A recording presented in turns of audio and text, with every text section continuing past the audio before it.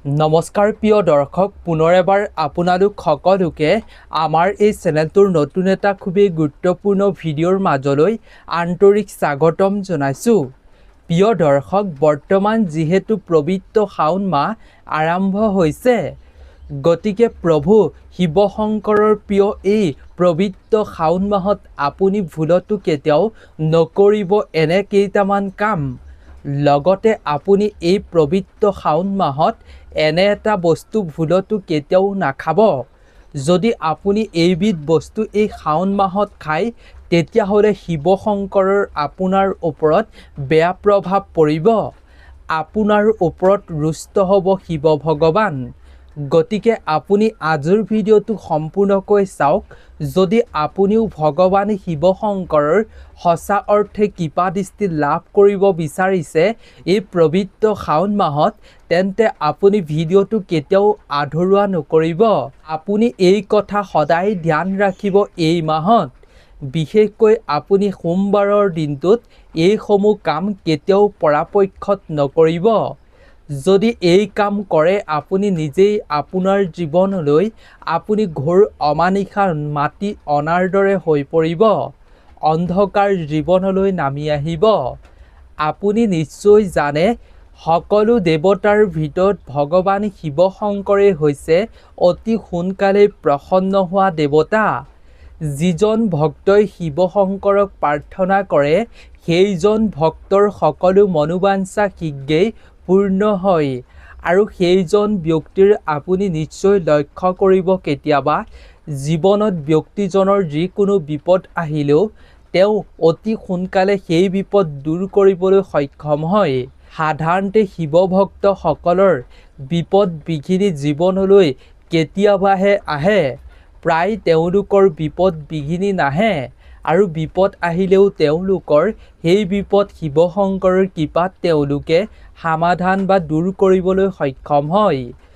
গতিকে সঁচা অৰ্থে যিজন ভক্তই শিৱ শংকৰক প্ৰাৰ্থনা কৰে, সেইজন ভক্তৰ সকলো ইচ্ছাই পূৰ্ণ কৰে।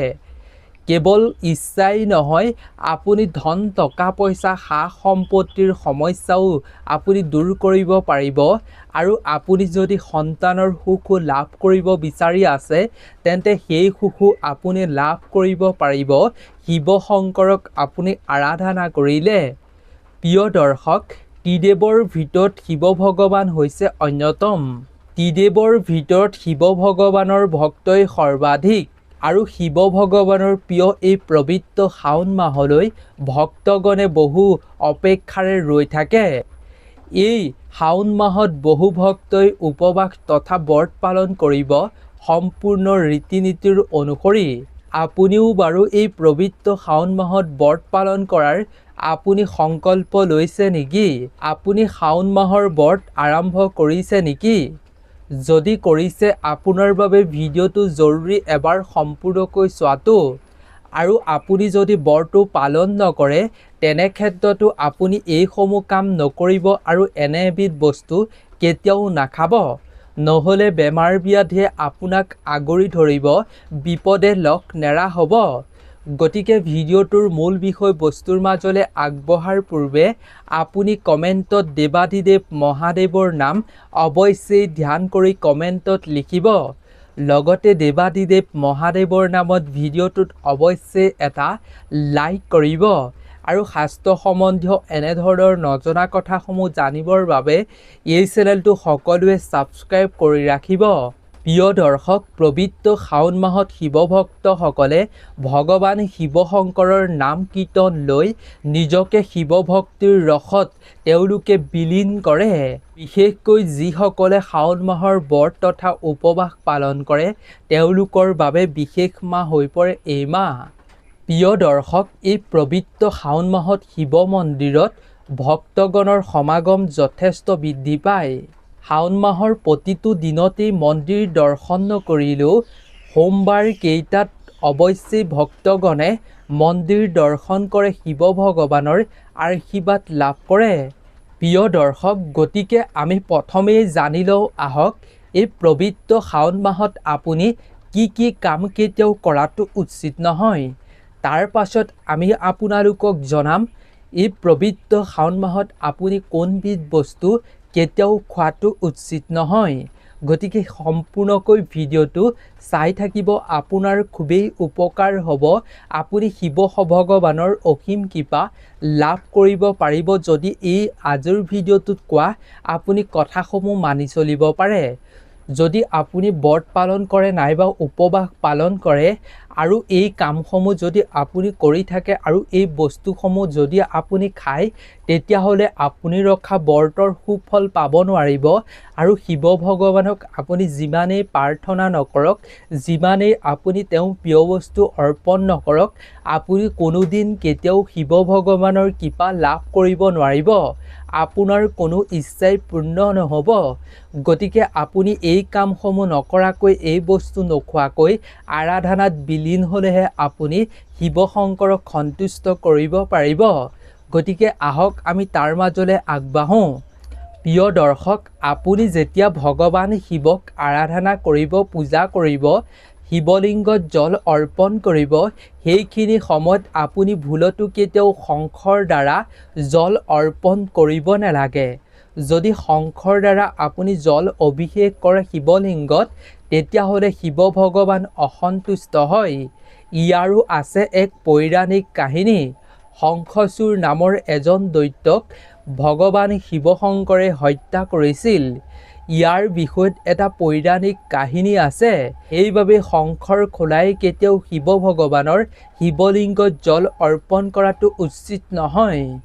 আপুনি এই পবিত্ৰ শাওণ মাহত যদি সঁচা অৰ্থে শিৱ ভগৱানৰ কৃপা লাভ কৰিব বিচাৰে, তেন্তে আপোনাৰ আচাৰ বিচাৰ সম্পূৰ্ণৰূপে সাত্বিক হ'ব লাগিব।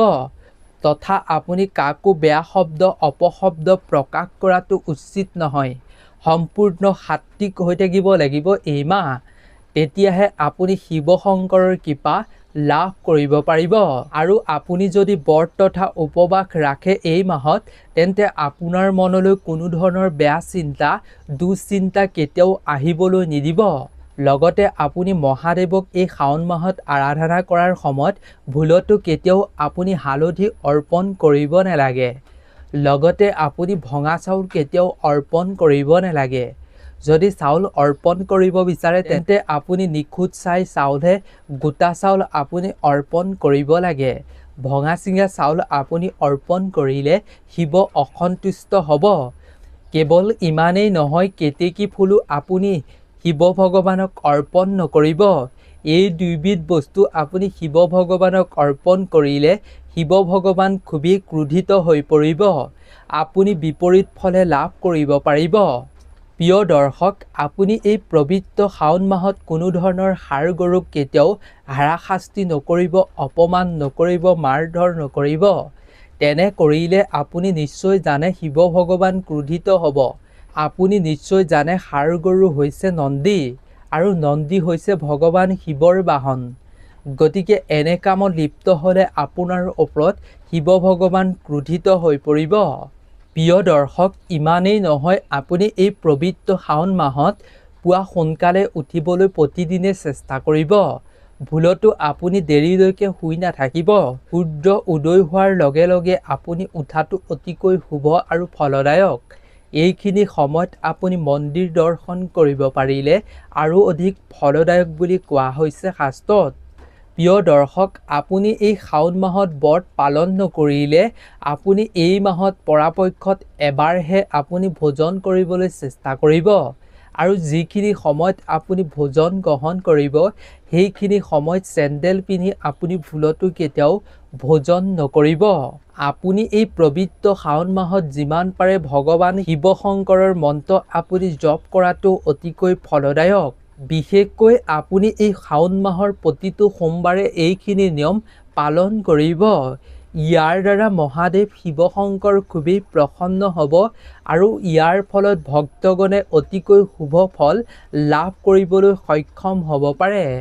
প্ৰিয় দৰ্শক, আপুনি এই পবিত্ৰ শাওণ মাহত ব্ৰত পালন কৰক বা নকৰক, আপুনি ভুলতো কেতিয়াও মাছ, মাংস, খুৰা এই ধৰণৰ বস্তু আপুনি কেতিয়াও নাখাব। এই মাহত আপুনি সম্পূৰ্ণ সাত্বিক আহাৰহে গ্ৰহণ কৰাটো উচিত। লাগিলে আপুনি উপবাস পালন কৰকেই বা নকৰকেই, মন্দিৰ যাওকেই বা নাযাওকেই, শিৱ পূজা কৰক বা নকৰক, আপুনি সাত্বিক আহাৰহে খোৱাটো খুবেই জৰুৰী। প্ৰিয় দৰ্শক, এতিয়া আমি জানো আহক এই শাওণ মাহত আপুনি কি বস্তু কেতিয়াও খোৱাটো উচিত নহয়।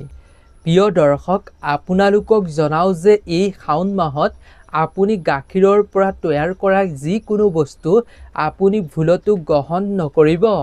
এই শাওণ মাহত আপুনি কেঁচা গাখীৰ, দৈ আৰু মৌ ভুলতো সেৱন নকৰিব। এই মাহত এই বস্তু নোখোৱাৰ ধাৰ্মিক কাৰণ আছে। কাৰণ প্ৰিয় দৰ্শক, পবিত্ৰ শাওণ মাহটো ভগৱান শিৱ শংকৰৰ নামত সমৰ্পিত। এই মাহত ভক্তগণে শিৱ ভগৱানক মনৰ ইচ্ছা পূৰণৰ বাবে ভক্তগণে এই মাহত শিৱলিংগত কেঁচা গাখীৰ অৰ্পণ কৰা হয়। প্ৰিয় দৰ্শক, আপুনি এই শাওণ মাহত ব্ৰত উপবাস পালন কৰিলেও আপুনি গাখীৰ খোৱাটো উচিত নহয়।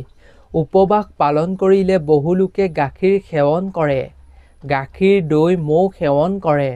কিন্তু যিসকলে ব্ৰত পালন কৰি এই বস্তু খায় তেওঁলোকৰ স্বাস্থ্য ক্ষতি হয় বুলি শাস্ত্ৰত উল্লেখ কৰা হৈছে। কেৱল ইমানেই নহয়, শাওণ মাহত অত্যাধিক বৰষুণৰ বাবে সেউজীয়া শাক পাচলিত পোক পৰুৱা আৰু ক্ষতিকাৰক বেক্টেৰিয়া বিয়পি থাকে। গতিকে আপুনি এই মাহত পৰাপক্ষত সেউজীয়া শাক পাচলি খোৱাৰ পৰাও বিৰত থাকিব। আৰু যদি আপুনি এই মাহত শাক পাচলি খাব লগা হয় তেন্তে ভালদৰে পৰিষ্কাৰ কৰি ভালদৰে ধুইহে আপুনি খোৱাটো খুবেই জৰুৰী। এই শাওণ মাহত আপুনি নহৰু পিঁয়াজ খোৱাৰ পৰাও বিৰত থাকিব লাগে। কেৱল ইমানেই নহয়, এই শাওণ মাহত মূলা আৰু বেঙেনা খোৱাৰ পৰাও বিৰত থাকিব লাগে। ইয়াৰ দ্বাৰা শৰীৰত বিপৰীত প্ৰভাৱ পৰিব পাৰে।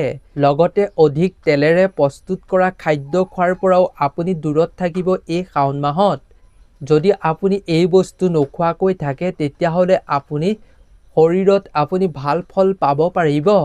যদি প্ৰিয় দৰ্শক আপুনি ব্ৰত উপবাস পালন কৰে তেন্তে লঘু আহাৰ খাবলৈ চেষ্টা কৰিব। আপুনি ফল মূল সতেজ খাবলৈ চেষ্টা কৰিব যাতে শিৱ ভগৱানৰ পূজাত কোনো ব্যাঘাত নজন্মে। আপুনি ৰখা ব্ৰত যাতে আপুনি ভংগ কৰিবলগীয়া নহয় তেনে খাদ্য আপুনি এই মাহত খাবলৈ চেষ্টা কৰিব। গতিকে আজিৰ ভিডিঅ'টো ইমানেই আছিল। আশা কৰোঁ ভিডিঅ'টো চাই নিশ্চয় উপকৃত হৈছে। যদি চাই ভাল পালে তেন্তে আৰু 10জন বন্ধুবৰ্গৰ লগতো যিমান পাৰে সিমান শ্বেয়াৰ কৰক যাতে সকলোৱে জানি উপকৃত হ'ব পাৰে। গতিকে আপোনালোক সকলো ভালে থাকক, সুস্থ থাকক, তাৰেই আমিও কামনা কৰিছোঁ। ধন্যবাদ।